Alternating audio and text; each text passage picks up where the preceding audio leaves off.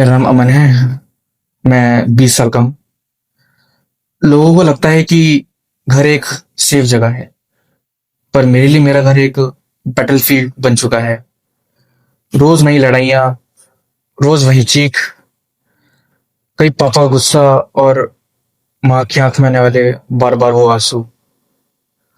और मैं एक कोने में छुपा हुआ, जैसे कोई गुनहगार बिना किसी गुनाह के।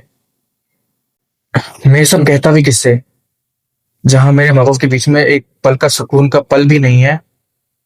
मैं उनसे प्यार की उम्मीद कैसे कर पाऊंगा। ऐसा क्या होता था घर का? कभी मार्क्स को लेके लड़ाइयाँ, कभी पैसों को लेके लड़ाइयाँ। और जब पापा माँ पे हाथ उठाते थे तो ऐसा लगता था कि मेरे दिल का कोई हिस्सा टूट गया है। हम्म, और एक दिन सब कुछ बदल गया। क्या हुआ उससे? मैं अपने कमरे में अपना होमवर्क कर रहा था। नीचे से आवाज आने लग गई, जैसे कुछ टूट रहा है। हम्म, मैं नीचे भाग कर गया देखने के लिए, तो पापा ने मम्मी को इतनी तेज थप्पड़ मारा कि वो नीचे जमीन में गिर गई। मैं उस वक्त बहुत रोया। मैंने अपने पापा को रोका कि रुक जाओ, रुक जाओ, लेकिन उन्होंने मुझे भी।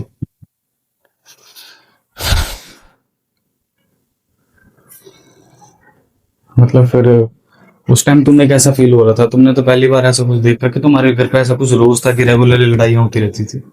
ये चीजें रोज हो गई थी हमारे लिए, मेरे लिए तो ये आम सी बात हो गई थी। लूप बन गया था एक तरीके का। हम्म। लूप बन गया था एक तरीके। ये एक तरह से लूप बन गया था। घर आते थे पापा, मम्मी को मारते थे, मम्मी का झगड़ा होता था। कभी तुमने ऐसा नहीं सोचा कि मैं किसी और को बताऊं इस बारे में जो हमारी हेल्प कर सके? मैं किसे बताऊं ये चीजें?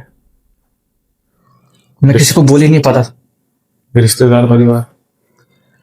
नहीं, रिश्तेदारों को, वो तो अपने पहले सुधार ले तो ठीक रहेगा। वो सोचते हैं कि अपने घर का देखो, बाहर का क्या है। हम्म, फिर कभी आपने घर वालों से कभी बैठ कर आराम से कभी बात करने की कोशिश करी हो क्यों किस बात पे लड़ाई होती है? वो लोगों ने कभी एक साथ कभी बैठे ही नहीं, सिर्फ लड़ाइयाँ, मारपीट। कभी मुझे मारते थे, कभी पापा पापा मम्मी को मारते। मेरे स्कूल में भी बहुत इफेक्ट होने लगा था इसकी वजह से। मैं लोगों से बात नहीं कर पाता था।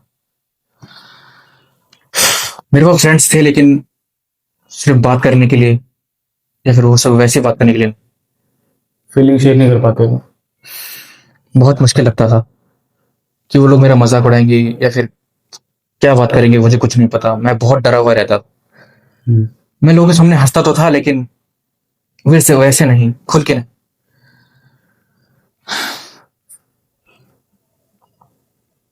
मैं बहुत डरा हुआ था। कोई एक ऐसा दिन जो कि आप अभी तक नहीं भूल पाए और आपको ऐसा लगता है कि वो दिन उस टाइम पे होना ही नहीं चाहिए था जो उस टाइम पे हुआ? है एक रात है, जब मेरी पापा की लड़ाई हो रही थी।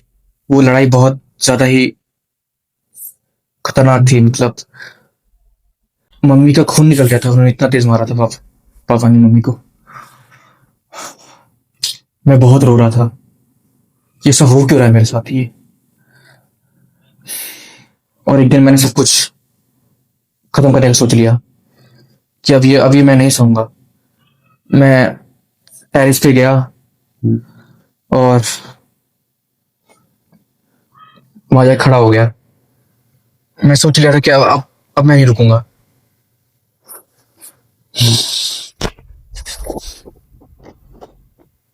पर मेरे दिल में एक आवाज आई कि ऐसा नहीं करना चाहिए।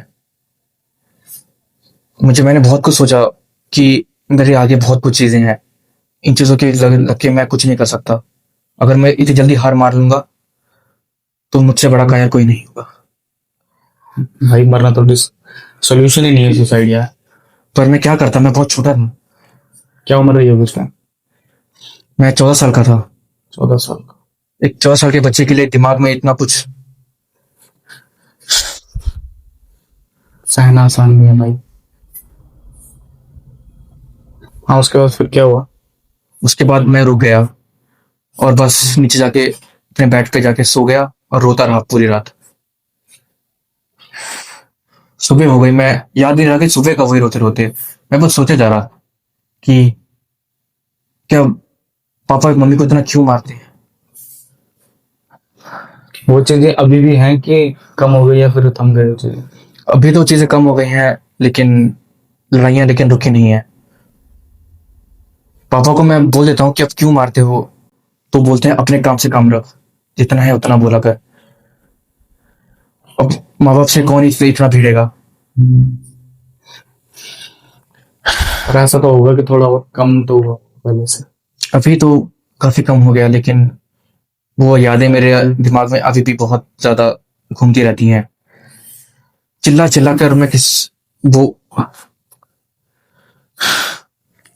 कभी ऐसा मन में आया हो कि पुलिस केस करूं? कोई नहीं सुन रहा था, कम से कम पुलिस तो हमारी बात सुनेगी। मैंने सोचा था, मम्मी कह रहा देख देख के मैंने सोचा कि पुलिस को कॉल किया जाए, लेकिन उसमें भी हिम्मत नहीं हुई। मैंने क्या समझा था कि मामा के बीच में क्या हो रहा है। पुलिस वाले मेरी बात मानते भी क्यों? 14 साल के बच्चे के कौन मान? अगर मेरी बात अगर मैं उनको कह भी देता कि पुलिस वाले आ भी जाते हैं घर में, मेरे पापा किसी ना कैसे करके फुसला के उनको वापस भेज देते, फिर वो मुझे बहुत मारते। मुझे उनकी माँ से बहुत डर लगता था। टोटली एक डर ने तुम्हारे को मतलब कुछ भी करने से रोका हुआ था। तो अभी कैसे हील कर रहे हो उस चीज से? हील कर पा रहे हो या फिर अभी भी दिमाग में वो चीज कहीं ना कहीं बैठी हुई है? अभी थोड़ा मैंने घूमना फिरना शुरू किया है, लोगों से बात करना शुरू किया है, तो अभी बहुत कम हो गया है वो चीज। पर मैं ये सब किसी को बता नहीं पाता, और इस चैनल के माध्यम से मैं चीज को बोलना चाह रहा हूँ। बहुत हिम्मत करके बोल रहा हूँ ये चीज। नहीं दिख रहा है जिस तरीके से आप बोल रहे हो, आपके हाव भाव से पता लग रहा है बहुत हिम्मत करके बोल रहे हो। कैसा लग रहा है आपको अपने घर की बात करके? अभी काफी अच्छा लग रहा है। मुझे काफी अच्छा लगा ये सब बात करके। अभी बहुत से लोग ऐसे होंगे जो हमारी वीडियो देख रहे हैं, उनकी फैमिली के साथ भी ऐसा कुछ हो रहा है। और आजकल तो नॉर्मल नहीं है ये सब चीजें, क्योंकि जो सहायता भाई उसको पता लगता है। कहने को तो कोई भी कह देता है भाई इसके घर पे तो लड़ाई हो रही है, फलाना हो रहा है, मजा आ रहा है, भाई लोग स्वाद लेते हैं। अब लड़का है किसको पता है नहीं? तो उन व्यूअर्स के लिए क्या कहना चाहोगे आप अपनी तरफ से? मैं यही कहना चाहूंगा कि देखो, जो होता है उसको सहना नहीं है। मैंने कहा उसको इतना सीरियसली मत लीजिएगा। मतलब मित्रा मत रहिएगा, बाहर निकलिए, लोगों को बताइए, पुलिस को बताइए, जितना हो सके उतना बोलिए लोगों को, ताकि ये सब चीजें बंद हो और ज्यादा लोग सहे ना, और किसी की बच्चे की लाइफ खराब ना हो। और जो मैंने कहा कि मैं कुछ कर सकता था कुछ अपने साथ, वो चीज करने की बिल्कुल ना सोचें। सुसाइड तो किसी तरीके का सोल्यूशन नहीं है जी। ओके भाई, इनको मरो रखने तो दोस्तों देखा आपने, जरूरी नहीं है कि इंसान अपने घर पर भी सेफ हो। कुछ दिक्कतें ऐसे आ जाती है घर पे जिस वजह से कि इंसान का पूरा बचपन तक ट्रॉमा में निकल सकता है। सेम ऐसा ही हुआ अमन के साथ। न जाने ही कितने ही लोग और पड़े हैं जो कि अपने घर की टेंशन में है, और यही सब उनके साथ भी हो रहा है, लेकिन वो किसी से शेयर नहीं करते, और धीरे धीरे अपने मन में ही वो लोग अपने एक तरीके से जहर बनता जाता है वो। कुछ लोग ऐसे हैं जो सुसाइड तक ट्राई कर लेते हैं, जैसे कि अमन ने भी बताया। और अगर आपकी भी कोई एक ऐसी स्टोरी है जो कि आप किसी से शेयर करना चाहते हो, तो ये प्लेटफॉर्म सिर्फ आपके लिए है, ये चेयर सिर्फ आपकी है।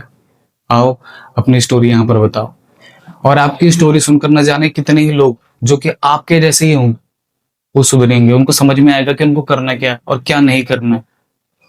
ओके दोस्तों, ये था आईना का सेकंड एपिसोड। अच्छा लगा होगा तो लाइक करना, कमेंट करके बताना आपको वीडियो कैसे लगी, साथ ही साथ सब्सक्राइब करके जरूर जाना। ओके दोस्तों, बाय।